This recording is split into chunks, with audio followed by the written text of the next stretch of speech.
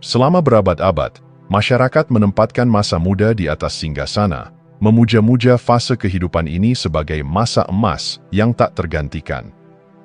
Kita diajarkan bahwa usia muda adalah waktu yang ideal untuk membangun karier cemerlang, membentuk hubungan yang kokoh, dan mencapai puncak pencapaian. Poster motivasi, kisah sukses, dan budaya pop memperkuat narasi ini. Jika tidak sukses sebelum usia tertentu, maka seseorang dianggap gagal memanfaatkan potensi hidupnya. Namun, di balik kilauan narasi tersebut, ada pertanyaan mendalam yang jarang diajukan. Apakah benar ini semua yang ada dalam hidup? Apakah masa muda harus menjadi satu-satunya fase untuk mengejar kesuksesan dan makna? Ketika seseorang memasuki usia 40, seringkali muncul gelombang perenungan yang tak terduga. Tujuan hidup yang selama ini dikejar dengan penuh semangat mulai dipertanyakan. Prestasi yang dulunya terasa memuaskan kini mungkin kehilangan makna. Bahkan, banyak yang merasa seperti mengejar standar eksternal yang tidak pernah benar-benar mereka pilih sendiri. Apakah pencapaian ini benar-benar cerminan diri sejati, atau hanya hasil dari mengikuti ekspektasi yang diwariskan oleh masyarakat? Narasi tradisional tentang usia muda seringkali menyisihkan kenyataan bahwa manusia adalah makhluk yang terus bertumbuh. Kehidupan bukanlah sprint yang hanya berakhir dengan sukses di awal, melainkan perjalanan panjang yang penuh dengan transformasi. Mengapa kita harus mendefinisikan kesuksesan hanya dalam satu fase kehidupan? Masa muda memang penting, tetapi seringkali menjadi fase eksperimentasi, bukan puncak kehidupan. Ini adalah saat di mana seseorang membangun persona, topeng yang membantu mereka beradaptasi dengan dunia sosial dan profesional. Namun, persona ini seringkali terbentuk bukan dari refleksi diri yang dalam, melainkan dari kebutuhan untuk diterima dan memenuhi standar eksternal. Akibatnya, ketika mencapai paruh baya, banyak yang mendapati diri mereka merasa kosong, meskipun secara eksternal terlihat sukses. Mereka mulai bertanya, apakah semua ini mencerminkan siapa diri saya yang sejati? Pertanyaan-pertanyaan mendalam ini bukan tanda krisis, melainkan panggilan untuk menggali makna yang lebih otentik. Menggugat narasi tradisional tentang usia muda, berarti mengakui bahwa pencarian makna dan transformasi pribadi tidak berhenti setelah masa muda berlalu. Justru, seringkali di usia yang lebih matang, kita memiliki kedalaman refleksi yang lebih besar, kemampuan untuk meregulasi emosi dengan lebih baik, dan kebijaksanaan untuk memilih jalan yang lebih selaras dengan diri sejati. Usia 40 bukanlah titik akhir, itu adalah babak baru, undangan untuk melepaskan identitas yang dibangun berdasarkan ekspektasi orang lain, dan mulai mendengarkan suara hati yang mungkin selama ini terabaikan. Ini adalah kesempatan untuk meredefinisi kesuksesan, bukan lagi berdasarkan pencapaian eksternal semata, tetapi pada keutuhan dan keaslian diri. Narasi tradisional yang memuja masa muda perlu ditantang, bukan untuk meremehkan pentingnya fase tersebut, melainkan untuk membebaskan kita dari tekanan yang membatasi makna hidup hanya pada satu periode. Hidup yang bermakna bukan tentang mengejar puncak kesuksesan dalam satu dekade, tetapi tentang keberanian untuk terus bertumbuh, belajar, dan menemukan makna di setiap babak kehidupan.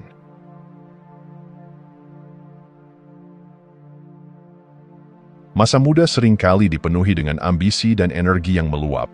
Kita diajarkan bahwa ini adalah waktu untuk membangun jati diri, mengukir pencapaian, dan menemukan tempat dalam masyarakat. Namun, yang jarang dibicarakan adalah bagaimana fase ini sebenarnya lebih mirip tahap riset kehidupan, sebuah eksplorasi awal yang penuh dengan percobaan, kesalahan, dan penemuan, bukan sebuah puncak kesuksesan yang final.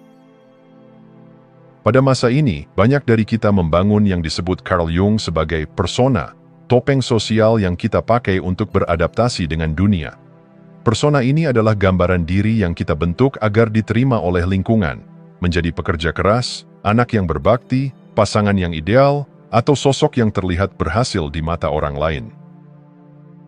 Namun, topeng ini seringkali tidak muncul dari refleksi mendalam atas siapa kita sebenarnya, melainkan dari harapan eksternal yang terus membisikkan, inilah yang seharusnya kamu lakukan agar diterima dan dihargai. Persona ini tentu memiliki peran penting. Ia membantu kita bertahan, menemukan tempat, dan menjelajahi kehidupan dengan rasa aman. Namun, ada bahaya ketika topeng ini menjadi satu-satunya identitas yang kita kenali. Kita mulai percaya bahwa nilai diri hanya diukur dari pencapaian yang terlihat, bukan dari kesejatian yang lebih dalam.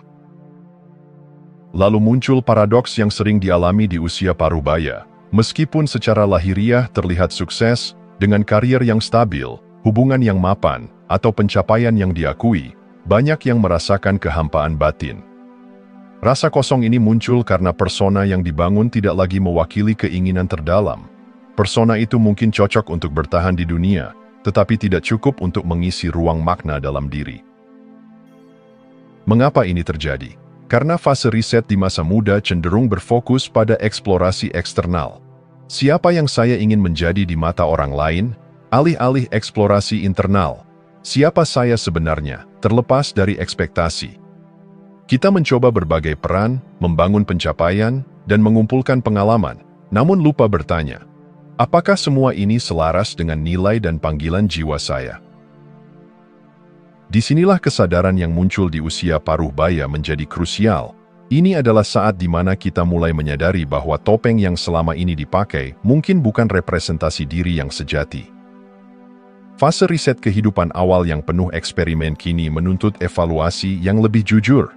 Apakah saya sudah menjalani hidup yang benar-benar saya inginkan? Namun, kesadaran ini bukan berarti kegagalan. Sebaliknya, ini adalah undangan untuk melangkah lebih dalam ke fase kehidupan yang lebih autentik.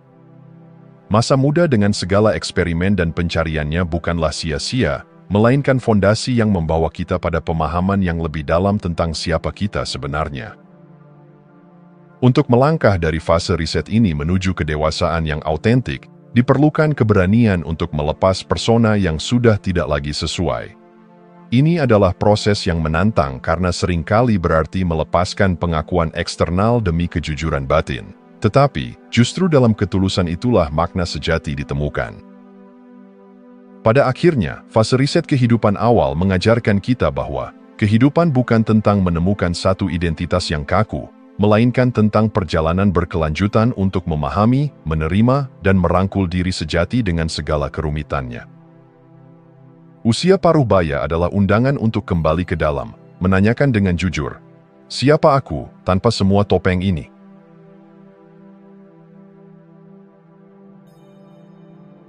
Menginjak usia 40, banyak orang mendapati diri mereka berdiri di persimpangan hidup yang menggetarkan. Setelah bertahun-tahun mengejar pencapaian, membangun karier, dan memenuhi ekspektasi sosial, muncul bisikan halus dari dalam diri. Apakah ini semua yang ada dalam hidup? Fase ini sering disalahpahami sebagai krisis paruh baya, seolah-olah sesuatu yang harus dihindari. Namun, psikolog Carl Jung melihatnya secara berbeda. Ia menyebut ini bukan sebagai krisis, melainkan kebangkitan psikologis. Momen ketika seseorang mulai mengupas lapisan identitas yang selama ini dibangun untuk menemukan diri yang lebih otentik.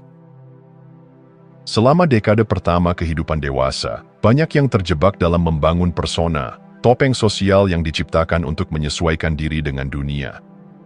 Namun, pada usia 40, topeng itu mulai terasa membatasi, seperti pakaian yang dulu cocok, tetapi kini terlalu sempit.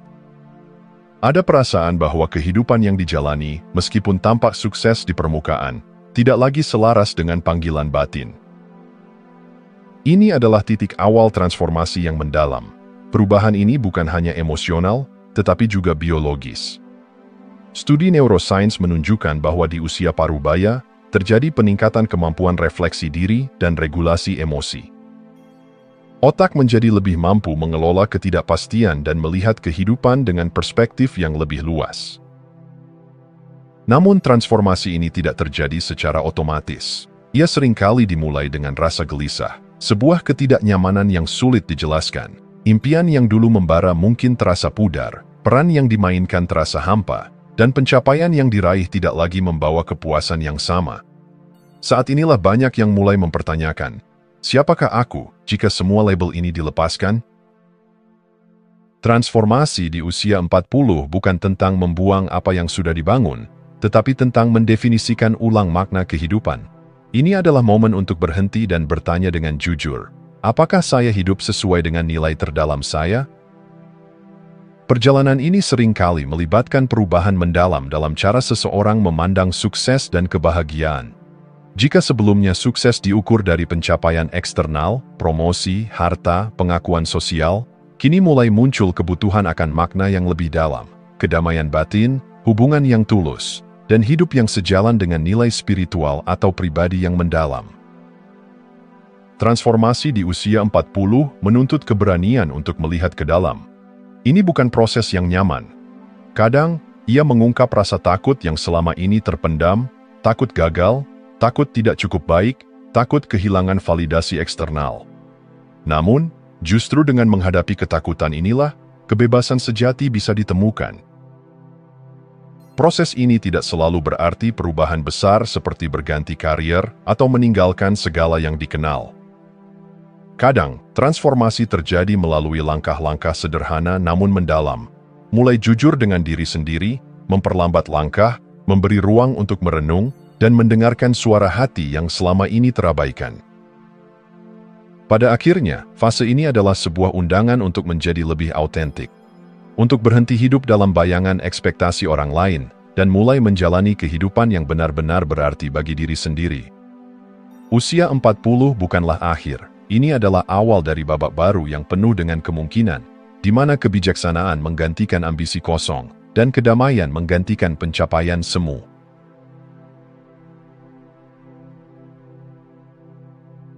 Dalam perjalanan menuju kedewasaan yang lebih mendalam, salah satu langkah paling menantang namun transformatif adalah menghadapi bayangan diri.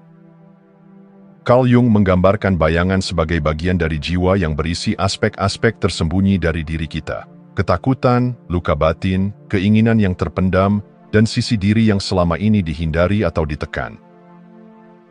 Bayangan ini tidak selalu gelap dalam arti negatif. Ia seringkali terbentuk dari pengalaman masa lalu yang menyakitkan atau pesan yang diajarkan sejak kecil, seperti jangan terlalu emosional atau kelemahan adalah tanda kegagalan. Akibatnya, kita menekan bagian-bagian yang dianggap tidak dapat diterima, kemarahan, kerentanan, rasa takut, dan membangun topeng yang terlihat kuat di luar, namun rapuh di dalam. Namun, bayangan yang tidak dihadapi tidak akan hilang. Ia hanya bersembunyi, menciptakan konflik batin yang samar, namun nyata. Mungkin Anda pernah merasakan ledakan emosi yang tampaknya tidak rasional, rasa iri yang muncul tiba-tiba, atau pola sabotase diri yang berulang. Semua ini seringkali adalah manifestasi dari bayangan yang belum disadari, berusaha mendapatkan perhatian. Menghadapi bayangan adalah proses berani memandang diri sendiri dengan jujur. Ini berarti mengakui bahwa kita semua memiliki sisi yang tidak sempurna, dan itu manusiawi. Kita tidak dapat menemukan keutuhan tanpa menerima seluruh bagian diri kita, termasuk yang selama ini kita hindari. Proses ini sering dimulai dengan refleksi mendalam. Pertanyaan seperti, apa yang membuat saya merasa tidak nyaman tentang diri saya sendiri? Kapan terakhir kali saya merasa bereaksi berlebihan? Bagian mana dari diri saya yang sering saya sembunyikan dari orang lain? Menjawab pertanyaan ini bisa menimbulkan rasa takut atau malu, tetapi disinilah letak kekuatan transformasi. Ketika kita berani mengakui kelemahan, ketakutan, dan kerentanan, kita mulai memahami bahwa mereka adalah bagian dari pengalaman manusia yang universal. Menghadapi bayangan juga berarti memaafkan diri sendiri. Terlalu sering, kita menghakimi diri atas kesalahan masa lalu atau rasa takut yang muncul. Namun, bayangan bukanlah musuh yang harus diperangi. Ia adalah bagian diri yang hanya ingin diakui dan diterima. Proses ini membawa kebebasan yang mendalam. Dengan merangkul bayangan, kita tidak lagi dikendalikan oleh ketakutan yang tersembunyi. Sebaliknya, kita menjadi lebih utuh, lebih berani, dan lebih autentik dalam menjalani hidup. Bayangkan seorang seniman yang hanya melukis dengan separuh palet warna. Tanpa nuansa gelap, karyanya akan terasa datar dan kehilangan kedalaman. Begitu pula dengan kehidupan, keutuhan hanya muncul ketika kita berani menggunakan seluruh spektrum pengalaman, termasuk cahaya dan bayangan. Menghadapi bayangan adalah langkah menuju kehidupan yang lebih jujur dan penuh makna. Ini adalah proses yang mengundang kita untuk hidup lebih selaras dengan diri sejati, bukan dengan topeng yang diciptakan untuk menyenangkan dunia. Dan ketika kita berani menatap bayangan dengan kasih sayang, kita akan menemukan bahwa di balik ketakutan dan kerentanan, tersimpan kekuatan yang selama ini terpendam, kekuatan untuk menjadi diri yang utuh.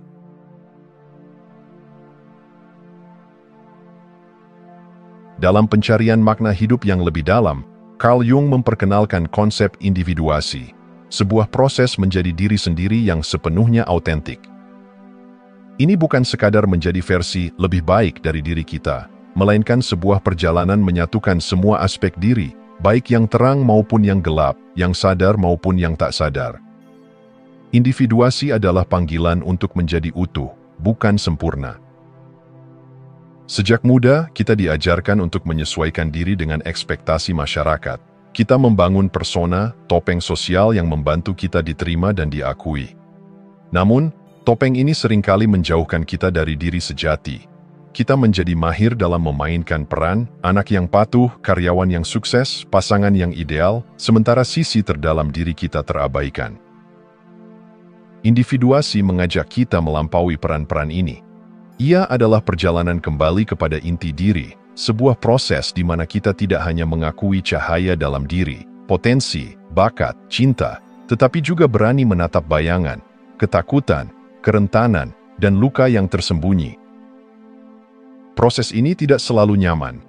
Terkadang, individuasi terasa seperti membongkar fondasi yang selama ini kita percaya kokoh. Keyakinan yang diwariskan, nilai yang tidak lagi sesuai, bahkan hubungan yang tidak mendukung pertumbuhan diri mungkin harus dipertanyakan. Namun, inilah kejujuran yang dibutuhkan untuk menemukan kebenaran sejati tentang siapa kita. Salah satu langkah penting dalam individuasi adalah refleksi mendalam. Pertanyaan seperti, apa yang benar-benar penting bagi saya, terlepas dari ekspektasi orang lain? Nilai apa yang ingin saya pegang teguh dalam hidup ini? Bagian mana dari diri saya yang selama ini saya abaikan?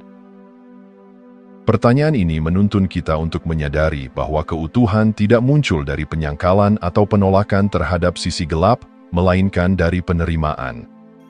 Mengakui bahwa kita punya ketakutan, kesalahan, dan kerentanan tidak membuat kita lemah. Justru, penerimaan itu memberi kita kekuatan untuk tumbuh. Individuasi juga mengundang kita untuk menemukan makna yang lebih dalam setiap pengalaman hidup. Alih-alih sekadar mengikuti arus kehidupan tanpa arah, kita mulai mengarahkan perjalanan dengan penuh kesadaran. Pilihan yang kita buat, pekerjaan yang kita jalani, hubungan yang kita jaga, waktu yang kita luangkan, semua menjadi cerminan dari nilai sejati yang kita pegang. Yang menarik, individuasi bukanlah tujuan yang bisa dicapai dengan akhir yang pasti. Ini adalah proses yang terus berlangsung sepanjang hidup. Setiap fase membawa tantangan baru yang mengundang kita untuk terus menggali dan memperluas pemahaman tentang diri. Pada akhirnya, individuasi adalah perjalanan pulang, kembali ke diri sejati yang tidak terbelenggu oleh ekspektasi eksternal. Ini adalah perjalanan keberanian untuk hidup secara utuh, menerima seluruh spektrum pengalaman manusia, dan berdamai dengan siapa kita sebenarnya.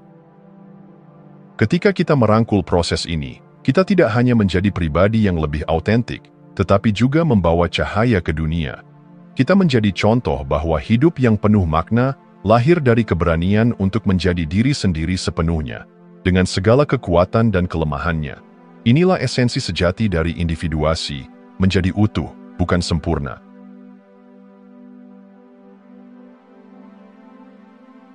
Ketidaknyamanan seringkali dianggap sebagai tanda bahwa sesuatu dalam hidup kita salah. Kita diajarkan untuk menghindarinya, mencari kenyamanan dan kestabilan sebagai puncak keberhasilan. Namun, dalam perjalanan menuju pertumbuhan sejati, ketidaknyamanan justru adalah guru yang paling berharga. Transformasi yang mendalam jarang terjadi di zona nyaman. Seperti halnya benih yang harus merekah dan menembus tanah gelap sebelum tumbuh menjadi pohon yang kokoh, kita pun perlu menghadapi rasa tidak nyaman untuk berkembang menjadi versi diri yang lebih autentik. Ketidaknyamanan mengungkap batas-batas yang selama ini kita percayai tentang diri sendiri dan seringkali menjadi undangan untuk melihat lebih dalam. Pada usia parubaya, banyak orang mulai merasakan ketidaknyamanan eksistensial yang halus namun mendalam. Pencapaian yang dulunya memuaskan mulai kehilangan daya tariknya. Peran yang dimainkan dengan begitu mahir, karier yang mapan, citra sosial yang sempurna, mulai terasa hampa. Sensasi ini bukanlah kegagalan, melainkan panggilan untuk melakukan eksplorasi baru dalam kehidupan batin. Carl Jung menggambarkan fase ini sebagai momen penting dalam individuasi, ketika jiwa menuntut lebih dari sekadar kesuksesan duniawi. Ketidaknyamanan yang muncul bukan untuk menghukum, melainkan untuk mendorong kita mempertanyakan, apakah aku benar-benar hidup sesuai dengan siapa diriku yang sejati? Proses transformasi yang terjadi melalui ketidaknyamanan ini melibatkan keberanian menghadapi perasaan yang sering dihindari, ketakutan akan kegagalan, rasa tidak cukup, atau kehilangan identitas lama. Namun, dengan menghadapi perasaan-perasaan ini, kita mulai menemukan kebebasan yang lebih dalam.